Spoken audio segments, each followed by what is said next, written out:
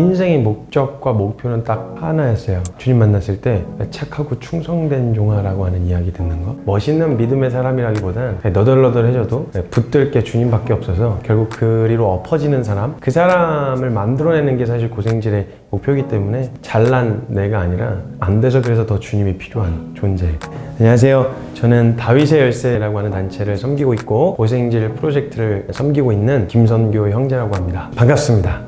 말씀이 답이고 결론인 게 맞는데 왜 내 삶이 변하지 않나? 말씀으로 살아가는 건 가능하다고 이야기하지 않고 자꾸 불가능한 것처럼 여겨질까? 말씀이 결론이고 답인 것에 대해서 충분히 고민하지 않고 생각하지 않고 질문하지 않은 채 혼자서 아둥바둥하고 있는 제 모습을 보게 된 거예요. 고생질이라고 하는 것은 그냥 약자인데 고민하고 생각하고 질문하자. 그 앞에 중요한 전제가 있는데 말씀 앞에서 이런 의미로 붙여주세요. 네. 성경에선 분명한 결론을 이야기하거든요. 사람으로서는 할 수 없다. 그러면 사람으로서 할 수 없다, 나로서는 할 수 없다는 걸 발견하는 건 사실 성경적인 거거든요. 근데 사람들은 나로서 할 수 없다는 거에 굉장히 큰 충격을 받아요. 왜 안 되지? 성경에 제대로 결론이 맺어졌다면 나로서는 할 수 없다는 결론이 내려지면 내려질수록 성경이 거기서 끝나지 않고 사람으로서는 할 수 없을 때 하나님은 하실 수 있다. 그러면 하실 수 있는 하나님께 모든 시선이 딱 향해야 되는데 계속 안 되는 나에다가 시선을 고정하고 있는 거죠. 저는 이런 생각이 들었어요. 나의 연약함을 발견케 하시는 건 내가 어느새 나도 모르게 하나님께 향해 있었던 시선을 다른 곳으로 향하고 있어서 주님이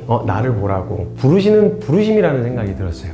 이 결론이 되어지고 나니까 저의 연약함을 발견하거나 넘어지는 게 이렇게 이상하거나 당황스러운 일은 아니더라고요. 물론 넘어짐이 그냥 내가 원해서 내가 하고 싶은 대로 하려고 해서 넘어진 거라면 그건 이제 맞아야죠. 그건 혼나야 되고 맞아야 되는데 연약함이라고 하는 건 내 힘으로 해볼 수 없는 어떤 한계, 그 앞에 주저앉아 있을 때는 그때야말로 진짜 믿을 때이다. 진짜 믿어야 할 때 믿는 게 진짜 믿음이라는 생각이 들었어요. 애통하는 자는 복이 있다고 하셨어요. 이 충분한 죄에 대한 애통함 없이, 죄에 대한 자복과 괴로움 없이 그냥 넘어갈 명분을 자꾸 제시해 주는 거예요. 괜찮아, 그럴 수 있어. 인간이 다 연약한데 그럴 수 있지. 근데 그럴 수 있다는 말이 그래도 된다는 말은 아니거든요. 저는 이렇게 생각해요. 신앙에 대하여 주님 앞에서 성숙하게 자라가려면 성령이 우리 안에서 탄식하시는 이 소리를 듣기 위해서라도 우리의 양심은 말씀 안에서 계속 다듬어지고 예민해져야 된다고 생각해요. 더 사소한 일에도 충분히 애통할 수 있어야 한다. 이런 생각이 들었어요. 이 책을 남겨놓음으로 인해서 우리를 계속해서 찌르게 하자. 우리 양심이 계속 거기에 반응할 수 있게 하자. 우리 이런 고백했었다. 우리 이런 중심으로 섰었다라는 걸 계속 우리 안에 확인하고 점검할 수 있는 은혜의 도구가 되게 하자. 이런 마음으로 좀 다시 결정하는 시간이 있었죠. 저는 그 부분에 대해서는 극단적이라 말하면 좀 칭찬으로 들립니다. 저는 솔직히 좀 불편할 정도로 좀 그렇게 뛰어들고 있구나라는 생각이 드니까 전 사람들로부터 그런 이야기를 듣게 되어졌으면 좋겠어요. 저는 개인적으로. 야, 너 꼭 그렇게 믿어야 돼? 꼭 그렇게 믿지 않아도 돼. 너 믿고 싶은 대로 믿어. 괜찮아. 난 내가 주님 좋아서 이렇게 하고 싶다는 거야. 여유롭게 얘기할 수 있는 그런 부담을 줄 수 있는 그게 크리스천의 영향력이라고 저는 생각해요. 죄인을 불편하게 만드는 거죠. 복음은 절대 죄인을 편안하게 해주지 않아요. 죄인을 불편하게 만들어서 의에 대한 소망함을 품게 만드는 그런 영향력을 저는 가지고 있다고 생각해요. 하나님 살아계신 건 그런 사람들이 증명해야 되지 않을까요?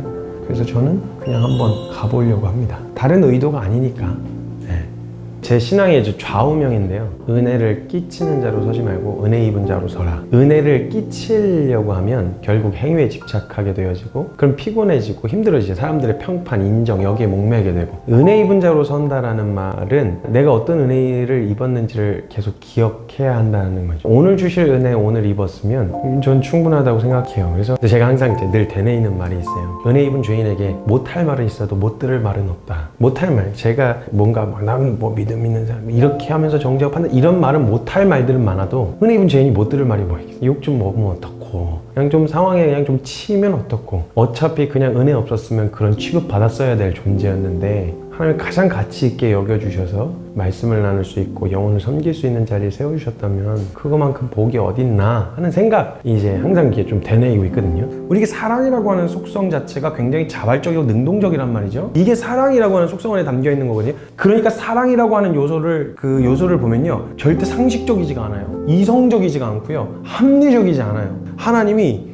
연애 초기 때처럼 우리를 영원히 사랑하신다고 한번 생각해보세요. 이거 어마어마한 거거든요. 그렇게 사랑하시니까 하나님이 우리를 향해서 결정하신 선택이 뭐였냐면 죄인 되었을 때 아들 예수 그리스도를 보내셨대요. 이건 말이 안 되는 얘기거든요. 근데 그러면 우리 주님 사랑하니까 우리 뭐 해드릴까요? 라고 이야기하면 합리성을 따지는 거예요. 이성적인 신앙생활을 하라고 얘기하는 거예요. 저는 다 좋은데요. 그게 맞을 수도 있는데요. 예를 들면 너무 합리적인 말이라도 자매님들이 꽃 보통 좋아하잖아요. 꽃이 너무 이쁘다 이렇게 얘기했을 때요, 남편이 그거면 고기가 몇 근이야, 고기를 먹어 차라리, 이런 식으로 얘기하면 거기서 사랑을 못 느낀단 말이지. 아무리 합리적이어도 마찬가지라고 저는 생각하거든요. 하나님을 위해서 어떻게 하면 덜 할지, 덜 해도 나 구원 받을 수 있는 거, 이렇게 덜 해도 나 주님 따른다고 말할 수 있는 이 삶을 신학적으로 찾아내는 거, 그게 과연 주님 사랑해서 하는 이야기인가 하는 생각은 저는 좀 든다는 거죠. 주님 웃으실 수 있다면, 기뻐하실 수 있다면 주님 뭐 필요하신 거 없나? 관심이 갈 수밖에 없다고 생각하거든요. 전 그 무모해 보인다고 극단적이라고 말하는 사람들의